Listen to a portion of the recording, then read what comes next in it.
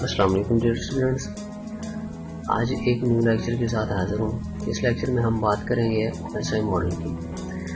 तो इस लेक्चर में बेसिकली हमने जस्ट ओवरव्यू देखना है इसका OSI मॉडल का, और इसमें जो कंप्लीट 7 लेयर्स हैं इंशाल्लाह हम उसको डिटेल से भी देखेंगे।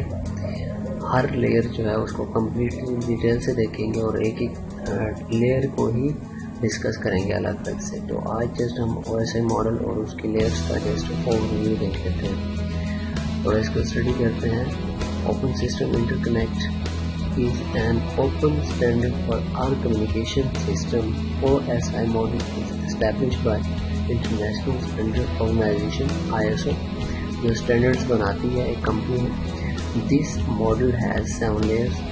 तो हमारे पास जो ओपन सिस्टम इंटरकनेक्ट है एक ओपन स्टैंडर्ड है जिसमें हम डिफरेंट सिस्टम्स को कम्युनिकेशन करवाते हैं। डिफरेंट हमारे पास होस्ट हो सकते हैं, वो क्लाइंट्स भी हो सकते हैं, डिफरेंट किस्म के कंप्यूटर्स होते हैं जिनको हम कम्युनिकेशन करवाते हैं। तो इनके 7 लेयर्स होते हैं। फर्स्ट हमारे पास होते हैं application layer, second presentation layer, third session layer, fourth transport layer, fifth network layer, six data link layer and seventh physical layer.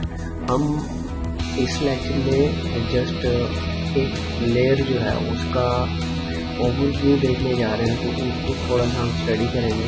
तो चलते हैं हम फर्स्ट एप्लीकेशन लेयर पर और उसको देखते हैं कि वो क्या होती है और उसकी रिस्पॉन्सिबिलिटी क्या होती है।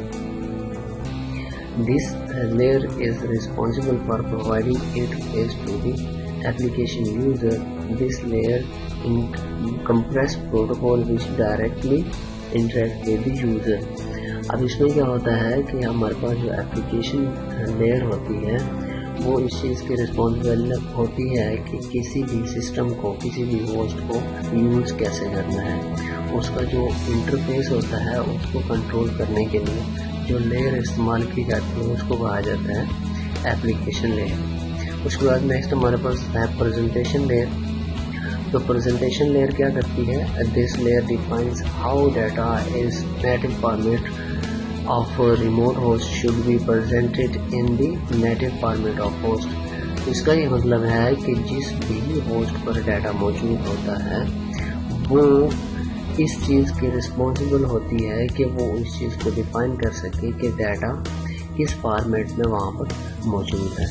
उसके बाद नेक्स्ट बात करते हैं सेशन लेयर की। तो सेशन लेयर क्या करती है? This layer maintains the session between remote host.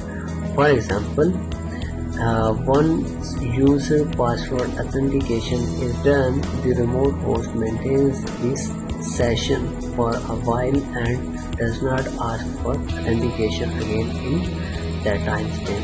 अच्छा, इसमें क्या होता है? इसमें ये होता है कि जब हम सेशन लेयर की बात कर रहे होते हैं तो उसमें जब भी कोई एक रिमोट होस्ट आता है आउटर साइड से, कोई भी एक जो है यूज़र हमारे सिस्टम तक एक्सेस करता है, अब उसका ये मतलब नहीं है कि वो अगर एक बार ऑथेंटिकेट हो जाता है तो फिर वो दोबारा उसको बार बार लॉगिन करना पड़ेगा, बल्कि ऐसे नहीं होगा।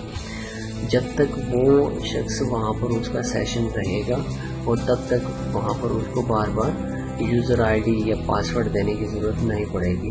जब उसका सेशन एक्सपायर होगा तो उसके बाद फिर अगेन उसको उसमें आना पड़ेगा।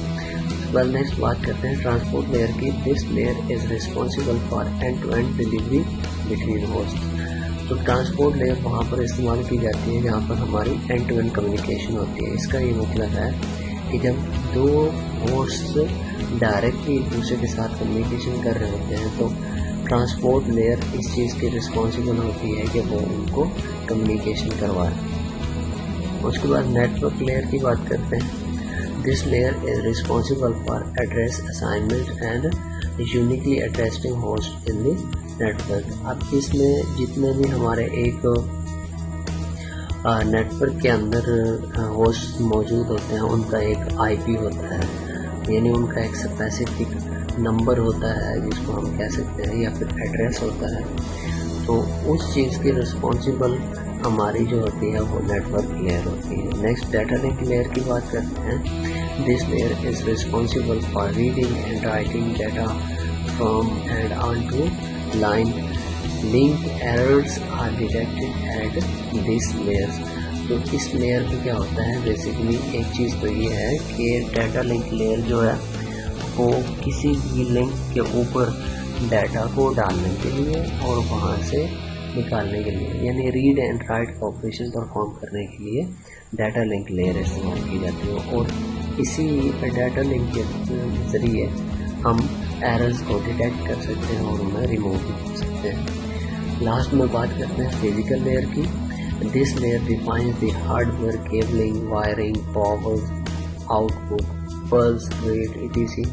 तो फिजिकल लेयर में क्या होता है, बेसिकली जो हमारे हार्डवेयर होते हैं उनकी हम बात कर रहे होते हैं। हार्डवेयर में हमारे केबल्स आ जाते हैं, वायर्स आ जाती हैं और डिफरेंट किस्म की चीज़ें होती हैं जिसको हम फिज़िकल पार्ट्स कहते हैं। तो फिज़िकल लेयर उस चीज़ की रिस्पॉन्सिबल होती है कि अगर उनमें कोई प्रॉब्लम आ जाए तो वो इस चीज़ की रिस्पॉन्सिबिलिटी है। तो मज़ीद इंशाल्लाह नेक्स्ट वीडियोस में हम एक एक करके इनकी डिटेल्स को देखेंगे। उम्मीद करता हूँ कि आपको वीडियो पसंद आई होगी। वीडियो को शेयर लाजमी किया करें ताकि ज़्यादा से ज़्यादा लोग इससे फ़ायदा उठा सकें। वीडियो वॉच करने का शुक्रिया। Thank you so much. Allah हाफ़िज़।